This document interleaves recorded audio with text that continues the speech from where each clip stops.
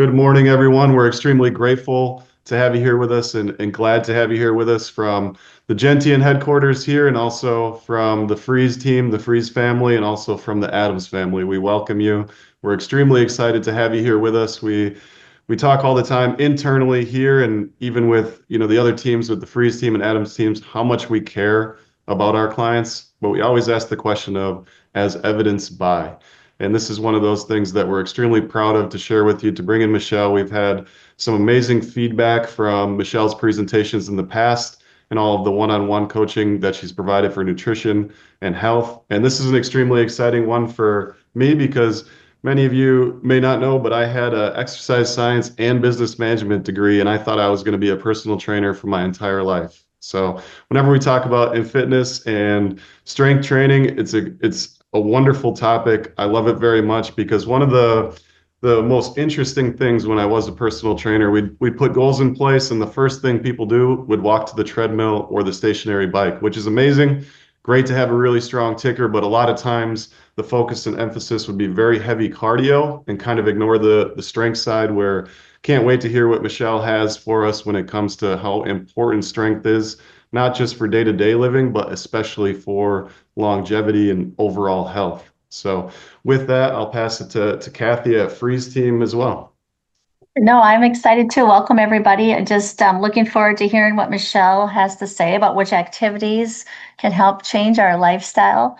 I'm definitely in that aging group, so I think I'm the oldest one on here as far as our team that's presenting. So yeah, excited for what you have to say, Michelle. So it's always good information. So welcome everybody.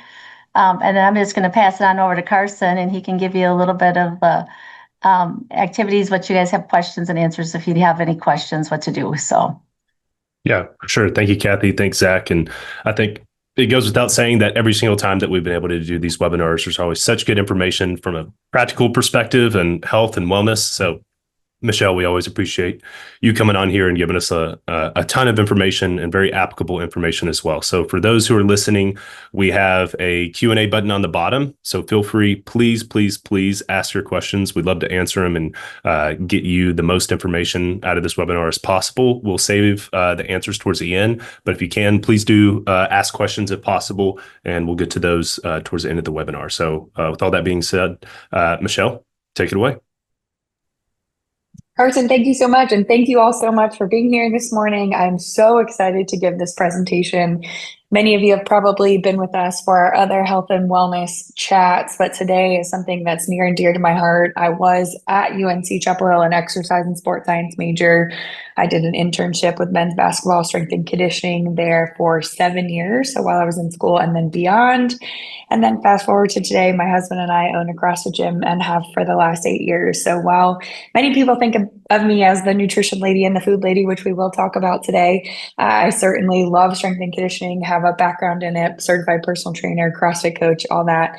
And so this is a huge part of my life as well. And I'm really excited to bring you guys along and bring you into that world of strength training and talk about just the importance of maintaining muscle mass as we age. We think about maybe our cardiovascular health and getting our cardio in and getting our walking in. And we've talked through sitting is the new smoking and about how we need to just do more movement. Our bodies are not biologically designed to sit for extended periods of time, and all that still rings true. But today we're going to go in a different vein, and we're going to talk about the importance of muscle mass. And if we can maintain and continue to build muscle mass as we age, we're going to essentially have a much higher chance of living a long time, which who doesn't want that? Who doesn't want more time with their family, their friends, their grandkids, their great grandkids? And so this presentation, forewarning, is a little bit of a humble brag. I'm going to utilize my 94-year-old grandmother a good bit as a wonderful example of what could be your future if you were to incorporate some of the things that we talk about today. I'm going to brag on my mother-in-law a little bit. Who else will you see? I took my mom out, but you'll meet my friend Steven. And then I think I told you guys I'm pregnant with our third kiddo, 24 weeks pregnant. So you'll see a little bit of a pregnant lady doing some strength training in there at the end. All right, with that, let me share my slides. Here we go. And we're getting into it. As Carson said, if you guys have questions, throw them in the chat. We're going to address those at the end. All right.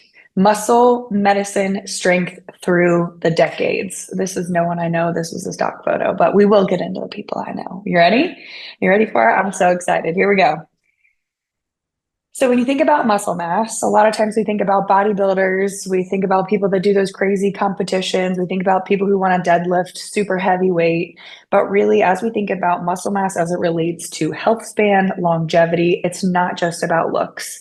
It's foundational for health, it's foundational for longevity, essentially living a long time, daily function, being able to maintain that independence no matter your age. So here's one of those first humble brag pictures. This is my mother-in-law. She is carrying my son, and she is able to do that because she takes incredible care of herself. He is a 3.5-year-old that weighs 40 something pounds. He's all muscle, and she is able to keep up with him because she keeps up with her own health. And so who doesn't want that? That's really what this whole presentation is about, right? How do we continue our health journey long into our 70s, 80s, and even 90s, so that we can spend the most amount of time functionally with our loved ones. That would be my life goal for sure. So why specifically does muscle mass matter? Let's start with that. We think about muscle mass. Yes, it's important for strength, but what else is it linked to? Have you ever thought about that? What specifically muscle mass is doing for your vitality? We're going to go deep into a few things. So number one is longevity and mortality. Here's that second humble brag. This is my 94-year-old grandmother. She is out in her 1-acre yard picking up sticks. And I told her that she's picking up trees. Those aren't sticks. And then she throws them down into the creek. So yes, she lives independently with my 92-year-old grandfather in a 3-story home and takes care. She's his full-time caretaker. He's not in as great of health as she is. But she is able to do all of those things because she's put an emphasis on health and wellness her whole life, specifically movement. Movement, she'll tell you, if you stop moving, you'll die. You got to keep moving. So low muscle mass is linked to a 2 to 3 times higher risk of all-cause mortality. And then if you look at muscle mass, it's actually a strong predictor of survival compared to BMI alone. So BMI is simply your height and your weight. It's not looking into where your weight is coming from. Is your weight more fat or is your weight more muscle mass? So if we look at something like an in-body scanner, and if you have never done one, I really encourage you to do that, and I'm happy to point you in the right direction. But an in-body scanner is going to tell you what exactly you're made of. How much muscle mass do you have? How much fat mass do you have? What percentage body fat are you? Your BMI, your basal metabolic rate, your muscle mass distribution from left to right. Is your right arm as strong as your left? And when we think about this idea of longevity and having more muscle mass, this is something that we want to pay attention to and we want to track.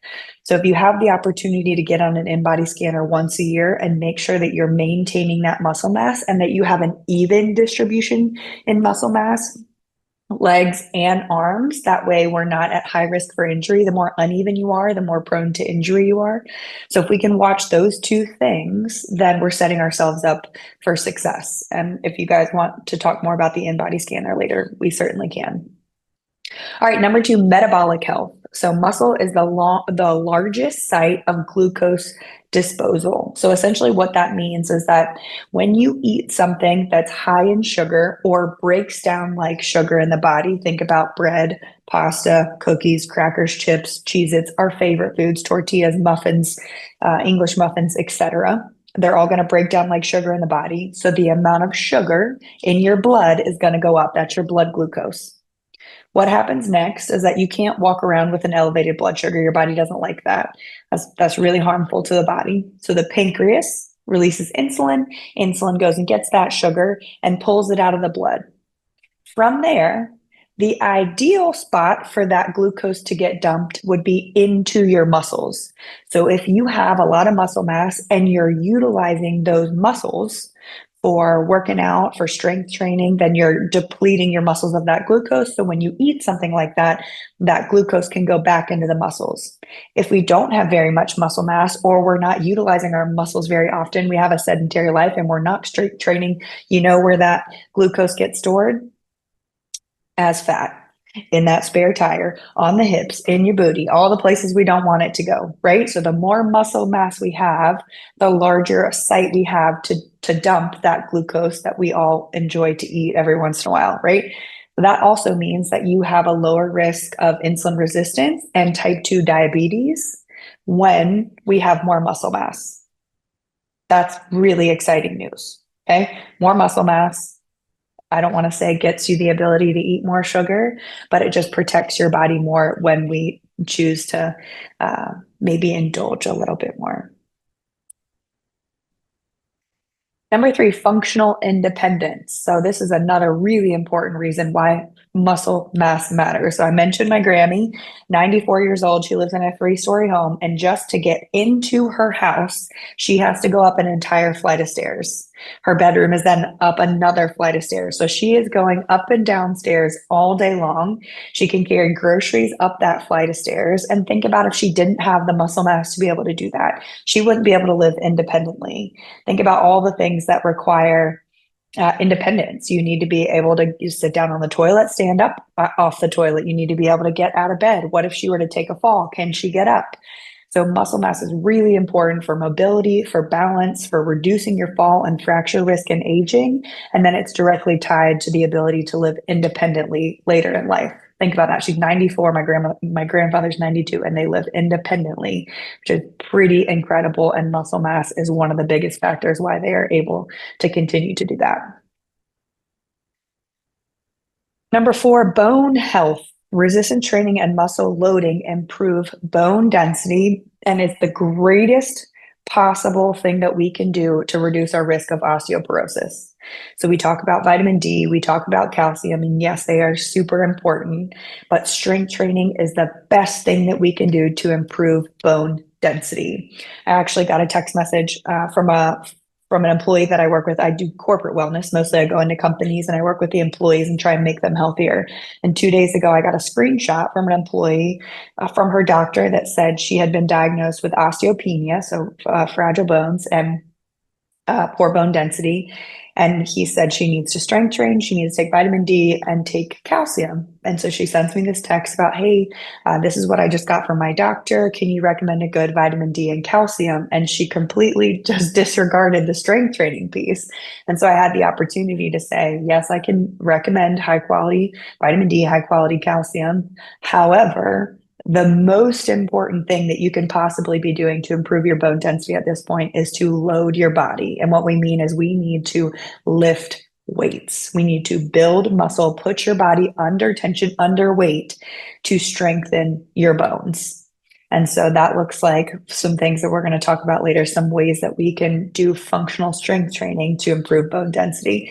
But if you know that you have osteoporosis in your family, or maybe you've had a bone density scan and you're borderline, maybe osteopenia also was something that came out of your doctor's mouth at one point, this is something we need to take very seriously. Because if you think about, if you have brittle bones, your bones aren't very dense, that puts you at much higher risk for fracture. So if you were to take a fall and then you break a hip, I think we've all heard the story of someone that's kind of the beginning of the end. They fall, they break a hip, and then it's just a downward cascade from there.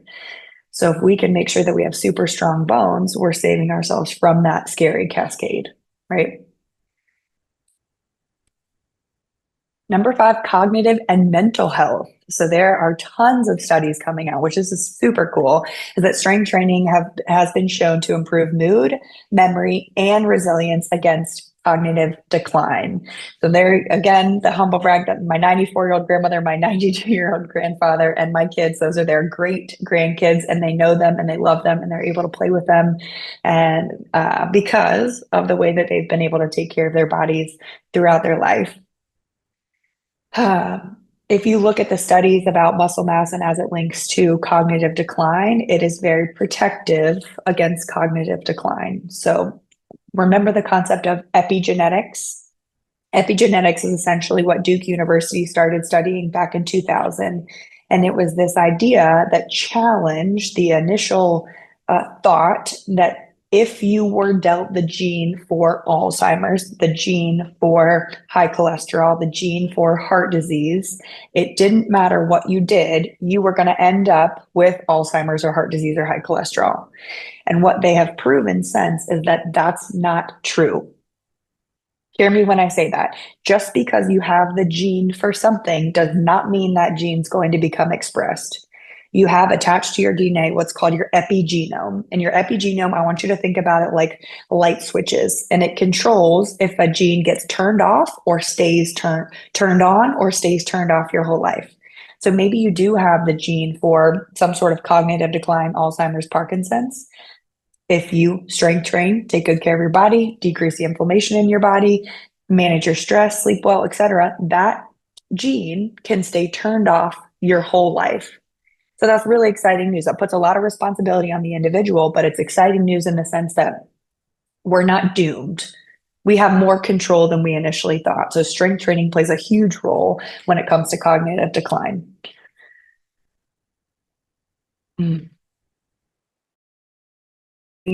Save your life. So just over a year ago, one of my husband and I's very, very, very best friends was in a life-altering car accident. He was in a head-on collision at 55 miles an hour, and you can see what the car accident resulted in. He was wearing his seatbelt, but because of the seatbelt, he had a torn heart aorta, which led to a spinal stroke and paralysis. Basically, the blood was shunted from his legs for quite a long period of time. And so now, as of today, he's paralyzed from the hips down. He had torn intestines. It fractured his jaw in 2 places. He had a broken foot, fractured L3 vertebrae, and a chipped hip bone. So it was a pretty gnarly accident, as you can imagine.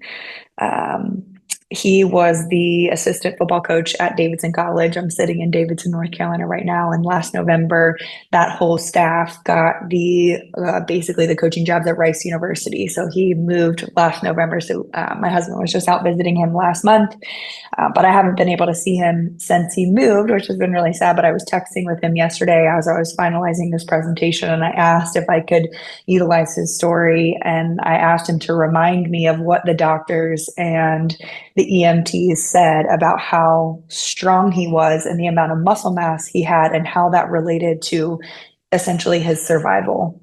And so I have a screenshot of the text that he sent to me. I'm going to share that in just a second. I also want to share that about a week before his accident, he was back squatting 500 pounds. So while his legs don't look like much in this photo was taken in May, so it was a couple months after the accident. But in March, about a week before the accident, he was just a beast of a human, played college football, as you can imagine, took incredible care of himself, and still continues to do that today. And he wanted me to share with you guys this text that he sent me yesterday. So he said, "Muscle mass saved me." I'm going to try and read this without crying, because it was really a crazy thing that happened to our CrossFit community. "Saved me from a pure protection standpoint. Head-on collision at 55 miles an hour. Seatbelt tried to cut me in half. My heart was able to continue to pump and keep me alive with a torn aorta. That's a 5% survival rate. I was so alert and coherent, they didn't even know about the torn aorta until they cut me open for the intestine surgery. It made a world of a difference from my recovery standpoint as well. My body was able to put itself back together much faster because of the amount of muscle mass I had. From a functionality standpoint, it has made a huge difference. What I'm able to do now and my quality of life is directly determined by muscle strength and mass." So this was 2 months after the accident. I'm holding the back of his wheelchair as he's strict pressing, I don't even know how many pounds. We do an event. We have done an event the last 2 years in his honor now that's all about strength. We do a strength cycle for the 12 weeks leading up to the test out date, where it's a 1 rep max of strict press, deadlift, and back squat. And it's just reminding people about the importance of muscle mass. And it's not that we want to train with the idea that one day we're going to be in a head-on collision at 55 miles an hour, because that's a pretty morbid thought, but just the idea that muscle mass in everything can be incredibly beneficial. And this is him about a week and a half after his accident, standing up. So he's in a brace. He can't, his brain can't control his legs, but if he's in a brace, he can stand up and he can actually now walk with those braces on, because he does have control over his hip flexors. His brain does talk to his hips. So, all right, I hope that motivates you to do some heavy lifting. Here's the deal. Strength and lean muscle mass decline 1 to 2% per year after age 50. The caveat, if you're not working on it. And 1 to 2% every year after age 50, it's a compounding effect, right? So if muscle mass is directly linked to longevity, no matter whatever age you are right now, this is something we need to start paying attention to, something we need to start thinking about. And there's two parts to that. One, we need to strength train. And we're going to talk about what exactly is strength training? What does that look like? And then we can't talk about strength training unless we talk about protein intake. If we're doing all the strength training in the world, but we're not emphasizing the thing that we need to build the muscle mass, then it's pointless. So strength training in the way that we're going to talk about it today, it's the practice of using resistance, such as weights, resistance bands, or even your own body weight to build and maintain muscle mass, bone density, and overall strength. And then we're going to talk deep into that, and then we're going to emphasize protein intake, talk about how much protein do we need, what are good sources of protein, what are some quick and easy protein bars, powders, healthy protein snacks that we should be leaving the house with in the morning. Okay? All right, let's get into it. What are some effective strength training options? So when we think about strength training, you might think about, I have a kettlebell in the garage, I've got two 15-pound dumbbells, but they're gathering dust, I don't know what to do with them. So there's lots of different ways that we can functionally strength train. We can do group fitness classes. I'm a huge fan of group fitness classes because I think it's nice to have someone else, one, observing what you're doing and giving you feedback on your form, but also two, they are prescribing the workout. It's not up to you to go in there and figure out, what do I want to do today? And one of the things I like most about that is that they will tell you to do things that maybe you wouldn't write for yourself. For example, I hate lunges. If I was going to write my own programming and go into the gym every day and do what I wanted to do, I would avoid them at all costs. But I need to do lunges. They're really important for building muscle mass and for balance and for as it relates to longevity. So I need someone else to force me to do lunges. We can go to the YMCA. We can go to a rec center. We can go to Planet Fitness and utilize the equipment that they have there. The caveat to that is that we want to make sure that we have good programming when we get there. We need to know what we're doing. While strength training, obviously, as we've learned, is incredibly important for longevity, overall health, and well-being, if we are strength training and we don't have good form and we don't have anybody telling us, hey, you need to correct your squat form, then it can end up with an injury, which is the opposite of what we're trying to do. We're trying to prevent injury, right? So we need to make sure we have good oversight. Personal training, if you have no idea where to start, this is an awesome option for you. And maybe it's not a long-term solution. You do three, I understand because it's a huge financial commitment. Maybe you do 3 sessions with someone. You share with them your goals, and then you work with them through 3 different workouts. And then from there, you can take what you've learned and start to incorporate it on your own. They're going to watch you move. They're going to watch your form. They're going to make sure that you are doing things correctly. And then they're going to give you those exercises to help you reach the goals that you have. Home workouts with programming. That's the key there. Home workouts with the programming. So if you're going to work out at home, lots of people have equipment at home. I think COVID made a lot of us equip our homes with some sort of fitness equipment, which is fantastic. And maybe fast forward to 2025, it's gathering dust. Let's dust it off. Let's get it back out. And if you need help knowing what to do with that equipment, there are wonderful resources out there for you. I can be one for you. You have some wonderful gentlemen on this call with lots of personal training and programming experience. You can reach out to them. You can use one of those fitness apps. The Apple Health app, Peloton, is awesome. And they have classes where you just follow along. They tell you what you need. You pull it up on your phone, you watch the video, and you follow along. Okay, so when we have that programming, we have the oversight to make sure that people who are well-versed and trained in strength training are giving us a good, well-rounded workout so that we're not overtraining one muscle group and neglecting another, right? We want to make sure that we're balanced and we're hitting all the important muscle groups, which we'll talk about later.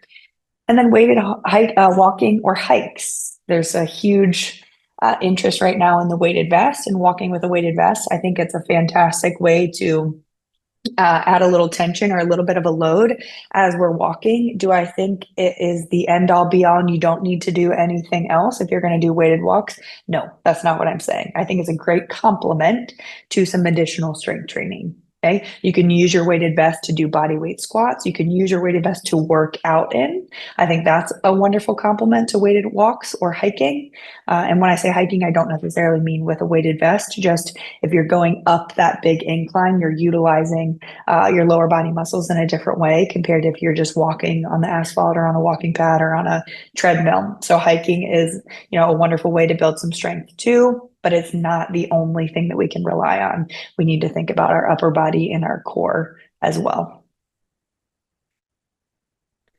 All right, so what are we emphasizing when we are doing this type of strength training? This is Grammy, God bless her. That is not great form when it comes to a deadlift, but she's getting after it. Okay, I think those are maybe 3-pound kettlebells, but she is getting after it, you guys. The first thing we want to think about preserving and building muscle mass. So we think about the large muscle groups. We're thinking about our legs. So that incorporates our quads, which are the 4 muscles on the front of our legs, our hamstrings, the 2 muscles on the back of our legs, our glutes, that's your booty muscles, your back. All right. Think about posture. Poor Grammy. You can watch her posture there. That's one thing that I should have started working with her on 20 years ago, because she has become super rounded in her old age and she is tight in her chest and her back isn't strong enough to pull her shoulder blades back. So when you think about strengthening our back, that's for posture, right? When we end up in that super hunched position, we're at much higher risk of a shoulder injury, okay? So we need to strengthen the back. And when we strengthen the back, that's important for being able to hold groceries, being able to open the door. Again, if we're thinking about independence and longevity, functional fitness, that's important. Chest, and that's the front right here, the front of your torso, and then your core. And that incorporates not only what we think about when we think about abs, but your low back as well. Strengthening the low back is important for balance. It's important for back health. It's important for posture. Many things that come along with training the low back, all right, and the mid back too. Number 2, we're going to train for strength, not just for endurance. So there's lots of gals out there that will lift lighter weight at more reps. And I'm not saying that there's not a time and a place for that, but when we're thinking about training for longevity, we need to lift some heavy weights. Okay. And you can decrease the reps significantly. And we don't have to do this every day. And we'll talk about how often we need to be doing this later. But essentially, it shouldn't be lightweight for lots of reps all the time. We need a couple days sprinkled in there where we're lifting heavier weights for less reps. Right? We want to make it difficult. We really want to put our body under that load. Okay. Power and explosiveness matter. Incorporate safe power moves. This is all for functional fitness. So think about a sit to stand with speed. That means you're sitting in a chair and you're standing up and you're doing it quite quickly, especially the younger you are. And maybe if you're really young, you're doing it with a weight. You're doing it holding a kettlebell or holding a dumbbell or with your weighted vest on. Medicine ball tosses. This is with a weighted ball and you're passing it back and forth either off a wall or maybe you have a partner in the gym. If you feel comfortable, you're standing on one foot and you're doing it. You're working on that balance. Kettlebell swing. So you're taking that kettlebell down between your legs and up over the head. That's basically a full body movement, getting your posterior chain, that's your glutes, your hamstrings. It's getting your core. It's getting your upper back as we swing that kettlebell above our head. It's good for mobility. Step ups. Think about how many times in a day you're stepping up on a curb. You're stepping up into your car. You're going up a flight of stairs. Step ups are one of the most functional things that we need to maintain to be able to maintain independence. Right? You think about that. And then help prevent falls and support daily activities. So that power and explosiveness directly correlate to that daily activities of daily living. Next is one of my favorites is grip strength. So if you listen to Dr. Peter Attia, he's a longevity expert. He's got a practice in Texas and he's helping people to optimize their health and well-being so that they can ultimately live a long time. His personal wellness goals, which I think are super fun, he is training for what he calls the centenarian decathlon. So he's got all these goals of things that he wants to be able to do at 100 years old. It's like carry his grandkid up a flight of stairs, get out of a swimming pool without using a ladder. They're pretty lofty goals for 100. But I mean, and then he's worked his way, he's very methodical. He's worked his way backwards. I think he's in his mid 50s now, and he knows based on his training program what he needs to be able to do now if those are his goals at 100. I digress. One of his things that he emphasizes is the importance of grip strength because it directly correlates to longevity. So he says that we need to be able to dead hang from a bar. So think about a pull-up bar, monkey bars, maybe a doorway pull-up bar. Ladies, we need to be able to dead hang. So you just reach up, grab that bar, pick your feet up off the ground for 90 seconds straight. Okay. Next time you have access to a pull-up bar, test yourself. Do you have 5 seconds? Do you have 10 seconds? Are you at 30 seconds? We're training for 90 seconds. Gentlemen, 2 minutes. That's the goal for a dead hang. Okay. He emphasizes training for this, utilizing farmer's carry. So that's where you would grab some weights and you are just going to walk with heavy weights. You can do deadlifts. So if you're doing heavy deadlifts, you're holding onto a barbell or you're holding onto dumbbells, and that's training your grip strength along with your posterior chain. Pull-ups and rows. So obviously if you're doing a pull-up, you're having to hang from a bar. If you're doing a row, there's lots of different versions of a row, but essentially you're pulling something towards you, and that's going to have to train that grip strength. Squeezing tools, or simply just training the dead hang. Hop up on a bar and hang, and hang for as long as you can. If you can't hang if you got 0 seconds in your hang, that's totally fine. Put a toe on the ground. Okay, take a little bit of load off of that hang and see how long you can hang, and then work towards 5 seconds of a complete dead hang, and then we work our way all the way up to that 90 seconds or 2 minute mark. Oh, I didn't mute this video, sorry. All right, functional movements for daily life. Essentially, we're thinking about squatting, hinging. My sister training my Grammy. She's doing a farmer's carry there. Really, we should have had her lift heavier weights for her farmer's carry. All right, so think about squatting. I love this one because people tell me all the time, oh, my doctor told me I can't squat anymore. It's bad for my knees. And my rebuttal to that is, do you sit in a chair? Do you get out of a chair? Do you sit on the toilet? Do you get out of the toilet? Do you sit in the car? Do you get out of the car? Because every time you do one of those things, you're doing a squat. You basically cannot go through life without squatting unless you live in a wheelchair. Okay, so squats are important, and we need to train the patterns used in real life, and that's one of the main ones. Whether it is simply a sit to stand where you're sitting in your chair and you stand up, and we're doing that multiple times a day, maybe 10 times in a row. Hinging. So think about, we have to reach down, get something out of a low cabinet. We have to pick something up off the floor. We have to pick our grandkid up. That's a really important movement. So anything where we hinge at the hips, that would be more like a deadlift. It's an important thing to train. Pushing. So it doesn't have to be all the way down on the ground doing a push-up, but maybe we're doing wall push-ups. We're doing push-ups on a box, some sort of incline to relieve some of the pressure. Or if we can, we're going all the way to the ground to do some push-ups. Think about, we have to open a door. Any sort of pushing movement functional for life is going to require that chest. So we need to train that. And then pulling, we talked about carrying groceries, carrying anything, pulling something towards you. You're underneath the bed. You need to pull something out from underneath the bed, that back muscle. And then for postural purposes, we need to work on the pull.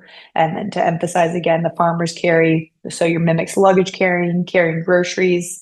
And then just for that longevity, grip strength and training that grip strength because of the stats that say it relates to longevity.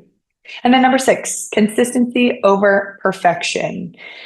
So 2 to 3 strength training sessions per week are enough for the big health benefits, as long as we're eating the protein to make sure that we're building the muscle mass that we're trying to build. Okay. So this is not something you have to do every day. No need to lift heavy every day. But if we can do 2 to 3 days of heavy lifting, and that looks like 20 to 30 minutes of these super functional movements, that is plenty for the overall big health benefits. Here are some of my personal favorites for longevity. Okay, so the first one being a glute bridge. That's the top left corner of your screen. You simply lie down on your back, you lift your hips up towards the sky, and you're engaging your posterior chain here. So that's your glutes, your hamstrings. This is important for balance. It's important for being able to walk up a flight of stairs. The next one on the bottom right-hand corner of your screen, that's called a bird dog. This is training the low back all the way up really through the upper back as well, and balance. So we have to engage our core to be able to lift one arm and one leg off the ground at the same time. So you start on all fours. My left arm is extended, my right leg is extended. You can see I'm having to use my back, my glutes, my shoulder to maintain balance. You want to stay nice and flat. So when we talk about core training, not just the abs, but the low back, that's one of the ways that we can do it. For the glute bridge, going back to the video in the top left corner of your screen, if you feel comfortable doing a body weight glute bridge, you can add weight to your hips. You could put a barbell on your hips. You could put a kettlebell on your hips, dumbbells on your hips. And so that when you lift your hips up to the sky, it's an additional weight. You're under load trying to really train those posterior chain muscles. Okay. The bird dogs, we don't really add much weight there. Next to, we've got the body weight squats. We talked about how important squats are because they are just a part of everyday life, whether we want to admit it or not. So if we're just starting out, we're going to do body weight. So you can see my toes are pointed straight ahead. I'm sitting my hips back. My chest stays up tall and my arms are out front for balance. If a body weight squat is no problem for you, I really would encourage you to add weight. Put a barbell on your back, hold a kettlebell at your chest, hold 2 dumbbells down by your side or up on your shoulders. And that is a fantastic way. That's when we're loading the body so that decreasing our risk for osteopenia or osteoporosis. We're strengthening our lower body muscles. That's all of them with our quads, our hamstrings, our glutes. If we're looking for something that's going to help us prevent falls, this monster walk forward and backward is one of the best ways that we can do that because we're training what we call our glute med. That's the side of your tushy. All right. That's important for stabilizing the hip, stabilizing the knee. So as you go up a curb, as you go up a flight of stairs, if you have to step up onto anything, that's going to be a really important thing for balance. So as we put that band around our ankles, I'm taking a big step forwards at an angle, and then we're doing the same thing in reverse, backwards at an angle, working the glute and the glute med for balance. And then there's another one that we can do on this next slide, top left corner. We're just taking lateral steps. So you'll see, put the band on around my ankles. My toes stay pointed straight ahead.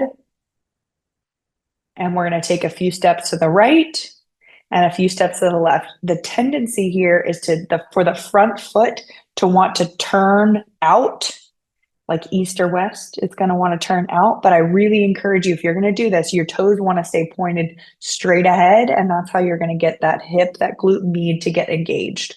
Really important for balance there. Okay? I think we could do that at any age. There's lots of different strengths of that band. So the stronger your glutes are, the stronger your glute means you could do a different weighted band. You could do black or blue. Those are a little bit stronger. The lighter ones tend to be yellow or green.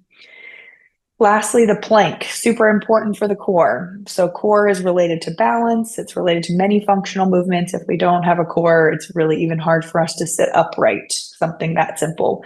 So when we're doing a plank, we can be on our elbows or on our hands. We don't want our hips way up in the air. We don't want our low back to sag. We want to be nice and flat, okay? And you'll feel that basically in your abs. And maybe you start with 5 seconds. Maybe you can start with a minute. Wherever you are, start there and then try and add more time.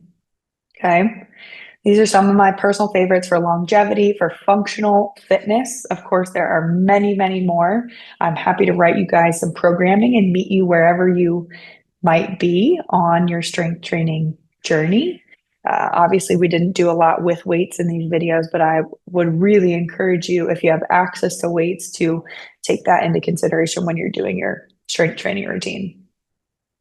Okay, we got to talk about protein, right?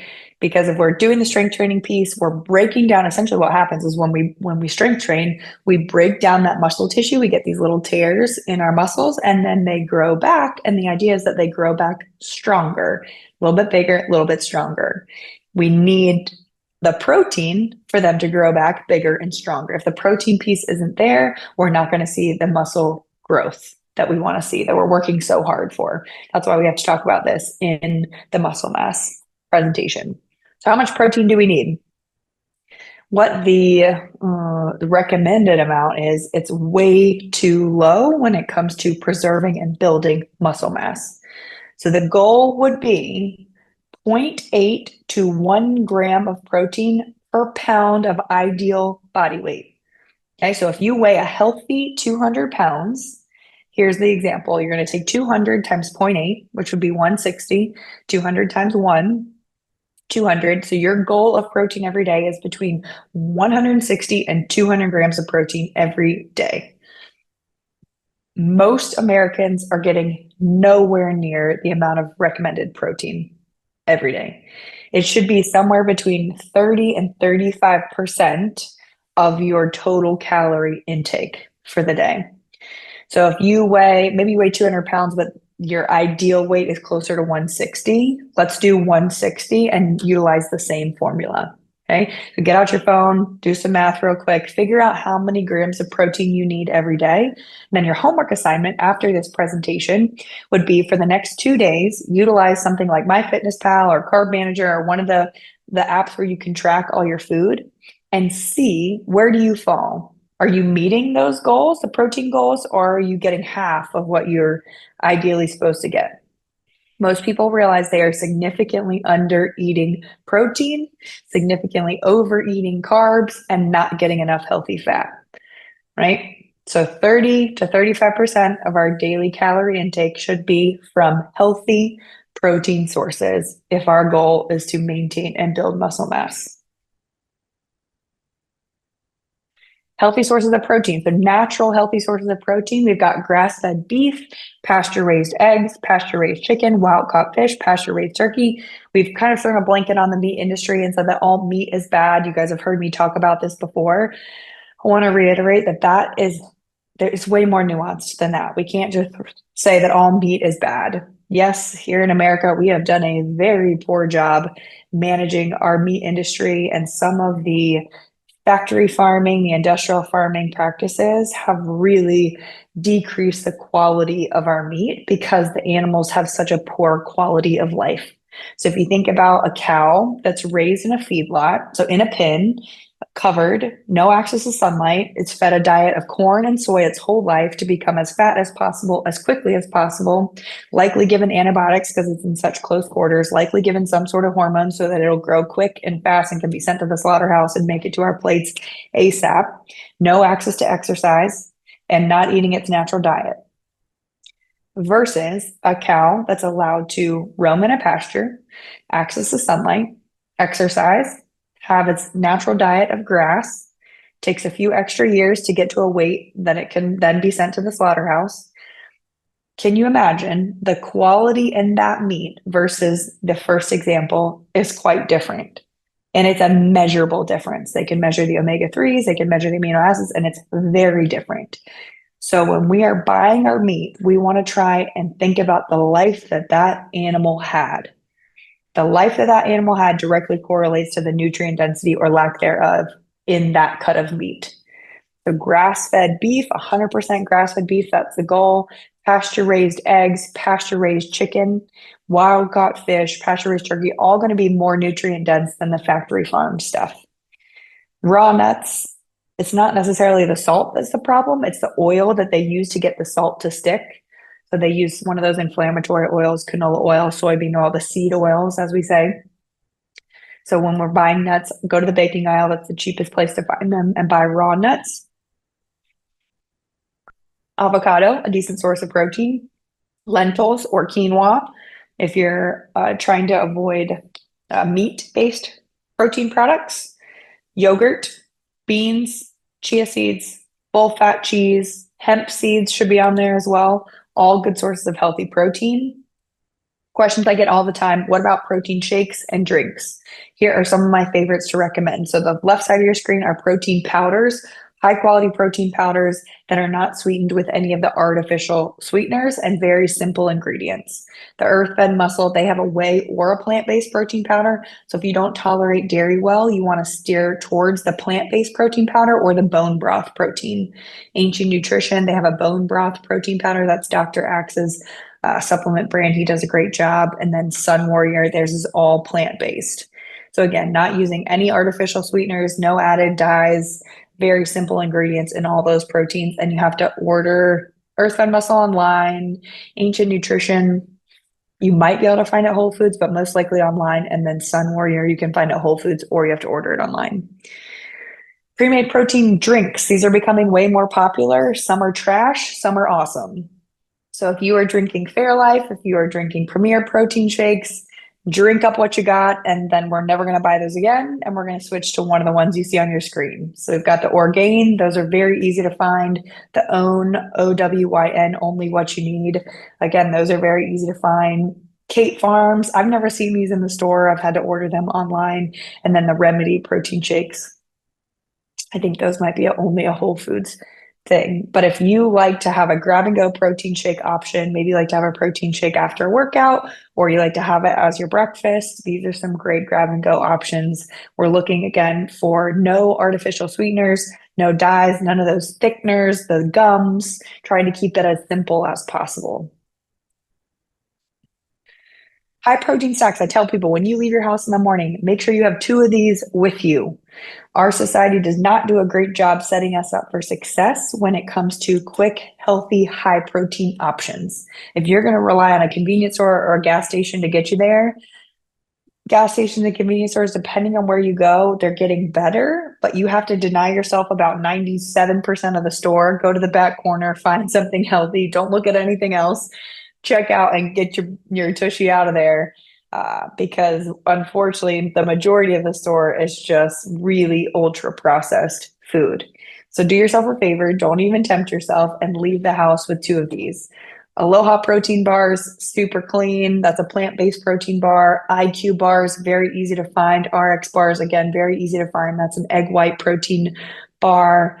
Prima protein bars, harder to find, but really top quality. Same with the Primal Kitchen protein bars. Those are collagen based. The Prima are whey protein based. A couple other my favorite high protein snacks. I just had one before we got started. A chopped beef jerky stick. This is 10 grams of protein in 1 stick.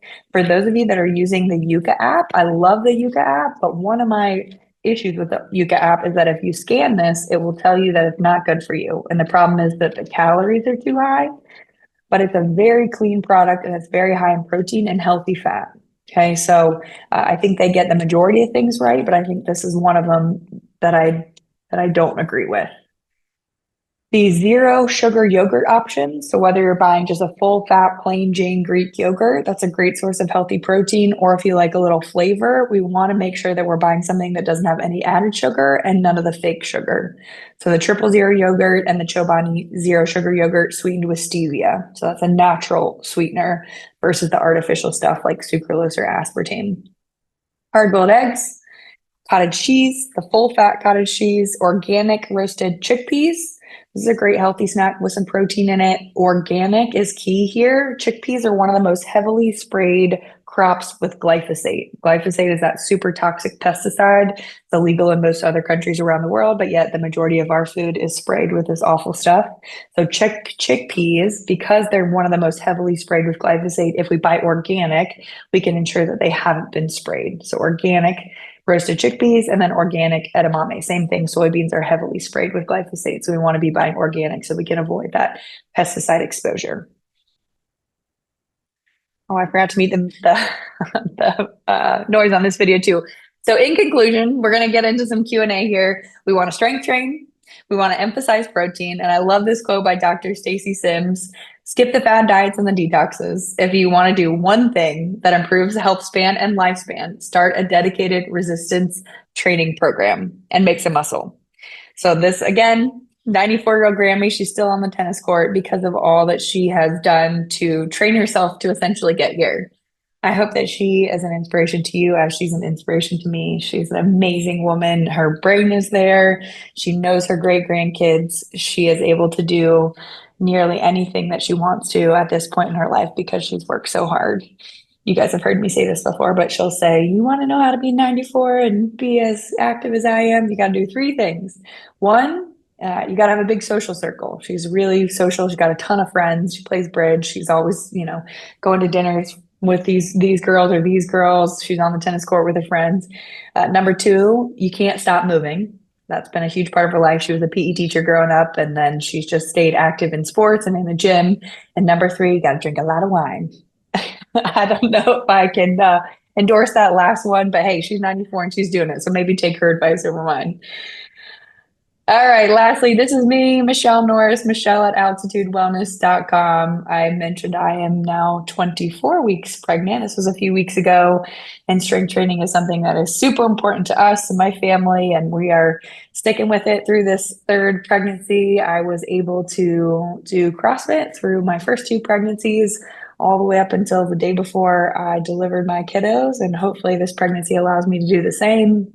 I was in there this morning. It's slow going. It's not very pretty, but we're getting after it. Continue to try and maintain as much muscle mass as I can through my pregnancy because it does. That's one thing we didn't talk about, but it does deteriorate very quickly. So we always have to be working against that. So even though I've got this extra bowling ball in my belly and trying to maintain as much muscle mass, because if I were to do nothing for 9 months, I would have lose a ton of muscle mass that I worked really hard on basically my whole life. So trying to maintain that. With that, I'm gonna stop sharing my screen. I've seen a Yeah. couple questions come through. Thank you so much, Michelle. And I have a ton Yeah. of questions, so I'll try to limit myself and read a few that we have that came in. But the beautiful thing about being pregnant and continue your workouts, you don't have to get a weighted vest. You kind of have a one there for you. So That's hilarious. The the rate workout this continues to morning, increase. yeah, included a weighted vest. And I was like, oh, now you guys can all feel what it feels like. Absolutely. But just got a couple different questions because one thing that I've found personally and also with helping many others through this as well is let's say we listen to a presentation like this, we get really excited, we get really motivated, and we kind of structure goals, very ambitious goals, right? I'm going to do this, I'm going to do this, I'm going to do it 3 times a week. If they say 2 times a week, I'm going to do it this way, I'm going to do an hour a day. And almost the goals are too big to maintain because when you don't do it as often, you get sore faster. That demotivates getting the next workout in. So kind of a question that I have is just what's really the first step? How should I structure my goals? And let's say I'm coming from a place where maybe I did it in the past and did it well, or maybe I'm just starting out. What if I had 10 minutes in the day just to like get the momentum going forward and getting the compounding effect working for me? How would what are like some good exercises that wouldn't be a huge impact on the body, where if I had 10 minutes to add it into my day, what would that look like? Yeah, that's a great question. So if you're just starting out, or maybe you've taken a break from your fitness journey and you're trying to get back and do it, I would encourage you to start with a body weight circuit. And that could be 2 to 3 times a week. And I have a already written body weight circuit with links to videos. If you guys want that, I'm happy to share it. You can do it anywhere, no equipment necessary. And depending on how you feel, you can go through that circuit twice, 3 times, 4 times, and then rest, give a day in between. And then if you wanted to try and do it, so you do it on day 1, rest day 2, day 3, you could try it again. If you're super sore, we could wait one more day. Maybe you start with twice a week and you work your way up from there. So you're working up, and it doesn't have to be something that you end up doing every day. We talked about style of strength training. And again, 20 to 30 minutes. So if it takes you 5 minutes to get through one circuit, maybe we set a timer for 20 minutes and we work for 20 minutes trying to do as many of those rounds of the circuit as we can.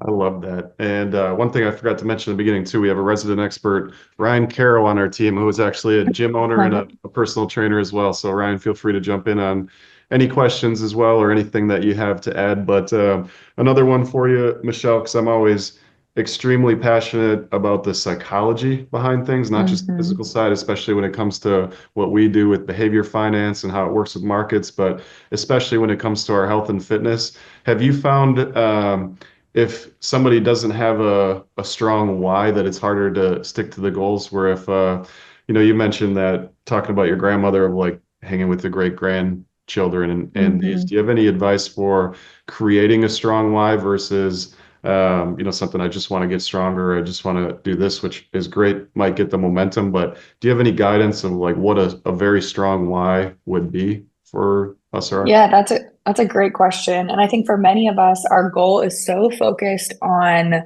our physical appearance just because the way our society is set up and the way we have access to social media, and we're doing this compare thing.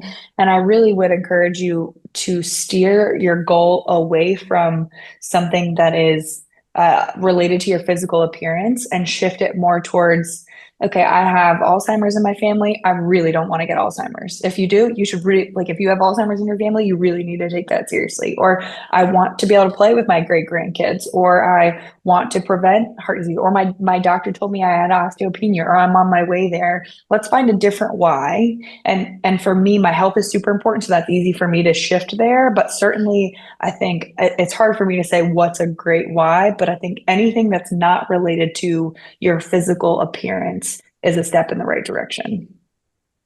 I would 100% agree with that because in the limited time where I was a personal trainer, kind of the most common thing that somebody would come in with was a goal of I want to lose 10 pounds by this date. I want to lose 20 pounds, 30 pounds, or 50 pounds. Where if I could go back in time, you know, being a young personal trainer at the time, it's like, okay, no problem. Here's the plan on how to do that. Where if I would go back, it would be tell me a little bit more about that. Why is that 10 pounds important to you? Right. And trying to attach that 10 pounds to a greater meeting because, you know, like one thing that was really interesting and for people that have that goal, that's great is, and maybe you found this as well, is just you start strength training and you actually gain weight temporarily, where if your goal is, you know, to lose weight, it's like, man, this isn't working. You know, I thought I was going to lose weight when I did this, where you actually muscle weighs more than fat. So you're actually gaining weight, but then you know, the muscles take more calories to grow, and all of a sudden it's like a 6 month year process where you actually do end up losing some weight just because of building that muscle mass. So That's right. I love Yeah. And that's where the InBody scanner comes in, which, you know. and speaking of the InBody scanner, that was a question that came in from the audience as well. Is there a in-home body scanner that you'd recommend or one that people be able to use somewhere? So I haven't seen, if you're going for accuracy, I haven't seen an in-home one that is super accurate. The thing about the in-home ones though is that if it says your muscle mass is going up, it likely is. If it says your body fat percentage or body fat is going down, it likely is. If it says you have 56 pounds of muscle, that's where I'm not seeing it as accurate as something like an InBody or the Gold Standard, the DEXA scan. So if you want to just know if you're trending correctly, there are lots of in-home scanners out there that you could use. I don't have one that's coming to my mind right now. But also, if you wanted to know more accurately about how many pounds of muscle you have, how many pounds of fat do you have, your muscle mass distribution right versus left, if you go to the InBody website and you go to the locator tab, you can type in your area code, and within a 10, 20, or whatever you set the radius as, it will show you the closest InBody scanners in your area. And a lot of them are like inside a weight loss center or inside a CrossFit gym, and they'll do a one-off scan for anywhere from 10 to please don't pay more than like $30 for a one-off scan. If they're charging more than that, that's ridiculous. So call somewhere else. But if you just did that and spent the money once a year, it would be totally worth it. Love it. I appreciate that. And I'll let Ryan speak on a few different things and Kathy and anyone else that wants to ask a few questions, but I'm super passionate about this, so I apologize. But kind of one question when it comes to, you know, the strength side of things and what, for most of our attendees on here that are maybe 50 through 85 years old, how do we determine the difference between being sore of, you know, starting to work muscles that haven't been worked and pain and how to structure that, how to be aware of that, when to push through, when not to push through, you know, kind of the difference between sore and pain. That's a tough one. So the more you do it, the more you'll realize I'm sore versus I'm hurt. Soreness typically should go away within 2 to 3 days. If you did a really, really heavy workout, could last longer than that. If it doesn't go away after 2 to 3 days, then likely maybe we should see it. You know, if you're still struggling with it after a week, maybe you want to see a massage therapist, maybe you want to see a PT, an orthopedic, something like that. I don't know what side of me, the hard-headed side of me would say that most of the time we're just sore or it's just a little kink in something. And if we just keep going, it's actually going to sort itself out. I think a lot of times our biggest issue is that we're doing squats on the third one, something doesn't feel right in our knee, so we just stop and then we avoid squats. When really, if we just did a few more, it would sort itself out and you're going to feel great. And Ryan and Zach, you guys can chime in there. That's kind of that's a personal anecdote, but also something I've seen in my training is that a lot of times the little bit where we get a little bit scared, and I totally understand if you haven't had that feeling before, and maybe you've had an injury before, so you've got a little trauma there that you can feel really hesitant to be like, oh, I just can't. But But if we push through, a lot of times we find that it actually works out for the best. I don't know if you guys would agree. Yeah, I'd actually love to chime in on this one. My experience, the biggest thing that I can point to tell the difference between soreness and injury, especially when it comes to the muscle, is when I have an injury, it's going to be a very, very specific location. Say, my hamstring doesn't feel good. There's going to be, a 1 inch by 1 inch square where my hamstring really, really hurts. When it's sore, it's usually pretty much the whole muscle feels sore or tender to the touch, right? So that's going to be a pretty good indicator. If I had a hard workout yesterday, today that whole muscle feels sore, okay, it's probably just soreness from activity. If there's, if I can put my thumb on one specific spot that really hurts, that might be something that would warrant a little bit more attention. Yeah. And then, in workout, something doesn't feel good. I completely agree. Most of the time, you can kind of make some small adjustments. Maybe you need to reassess your technique or your form a little bit. That's where it's great to have a personal trainer or a coach, being part of a class where somebody can give you some feedback and say, hey, your knees are caving in when you're doing your squat. That's why it hurts. Or, your one foot is turned out like this and your one foot is straight forward. That's going to make your knees hurt when you're squatting. So making those little adjustments can be super helpful. Love it. I saw a question come in, kind of just shifting gears from the strength to the nutrition side of, it's so difficult on the nutrition side of what to believe. There's so much information out there. But a question that came in is just lab-grown meat has been banned in some states, even though it's been said that this meat has all the nutrition that we need. Any thoughts on lab-grown meat at all? My initial thought is that there's just no way that we can recreate meat with the quality of like a really good pasture-raised animal that's allowed its natural diet, access to sunlight, access to exercise, all of those things. I don't know enough about it to say whether that's 100% true or not. I can research more and get back to you on that. That's just my initial thoughts there. I don't know if you guys have any additional thoughts on lab-grown meat. I can give quite a bit of advice about pushing through adversity, and the fitness side, nutrition side, I'll defer to you because that is a area where it's probably do as I say, not as I do for that one. Man, on nutrition things, I'm always really wary of the new hot thing. There just hasn't been enough time to study what it actually does to us. It could be amazing. It could be great. Or it could be absolutely the opposite. We just don't really know yet, in my opinion. Right. Agreed. Excellent. Kathy, any questions on? No, I think everything. This is great, Michelle. Thank you so much. There's a lot of information here. So I did write a few things down for myself. But yeah, thank you. Thank you for your time. You're welcome. Yeah. Thank you guys for being here. Excellent. Yeah. Before kind of just a couple, closing items for us here. Anything, Michelle? Any closing items or thoughts on your end? You guys, if you want the slides, I'd be happy to share those with you, or you guys are welcome to share the link that I sent out of the presentation so they can have access to the videos and rewatch some of those. If you guys have any personal questions about maybe you have 2 pieces of equipment in your garage and you're wondering, how do I use these to do this strength training thing that you're talking about, please reach out to me. I'd love to help you. I love it. Thank you so much, Michelle. And as I mentioned at the beginning, why the heck are our financial planners, introducing us to this health side of things? Why are we talking about this? And it's truly because we care about you. And I know I can speak for our team and Freeze team and Adam's team as well, that we want you to live your most meaningful and joyful life. And we know it's not all about your finances, that we're here to do the best we can with tax law changes, what it means and how we can be optimizing when it comes to our financial plan. But we want you to optimize your entire life as well. And we know that the health side, that if we have to spend all of our health to get our wealth and then use our wealth to get our health back, it may not bring us the most meaning and joy. So we are here to be along on this journey with you, to be a guide, to introduce you to experts like Michelle, and also just a reminder that as a favor to us, and also just in general with Michelle's generosity, as she's here as a resource for you for the strength training side of things, for the nutrition side of things. And with that, just wanted to thank you so much for spending an hour with us here today. And we love and care about each and every one of you, and hope you have a great rest of your week and a great rest of your day as well. So thank you.